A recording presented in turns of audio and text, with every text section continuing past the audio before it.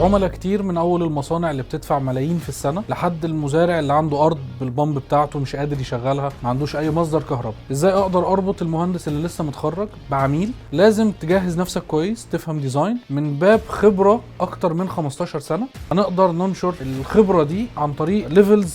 الليفل الاول بيتكلم عن الكومبوننت، البي في انترودكشن، الكتريكال انترودكشن، نطلع منها فاهمين ازاي بنتعامل مع الكتالوج.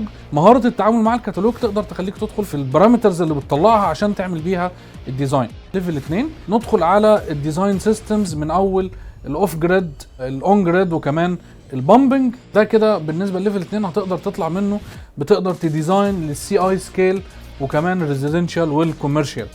ليفل 3 ده ريكوايرمنت للمحطات الميجا سكيل زي بنبان، زي سيوة، زي نجع حمادي، محطات اللي بتتربط على شبكة الجهد المتوسط.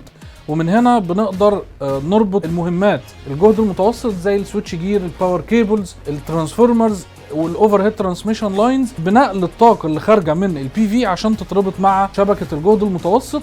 فهنا بتتعلم الجريد انتجريشن، الباور ايكويبمنت، الاوتيليتي سكيل ديزاين، البي كيو اناليسيز، كل اللي متعلق بالجريد انتجريشن بالنسبه للميديوم فولتج. التريننج بيستهدف الفريش جراديوت، الانجينير اللي محتاج يدخل التخصص، محتاج يعلي الليفل بتاعه جوه التخصص ده عشان يقدر يكون اللي بيعتمد عليه في شركته او في الوظيفه الحاليه اللي هو فيها في التخصص ده. هيكون معاكم خلال التريننج مهندس عامر علواني، ماجستير هندسه كهرباء باور، 15 سنه مهندس تنفيذ وتصميم محطات ميديوم فولتج وكمان بي في اوتيليتي سكيل بلانتس.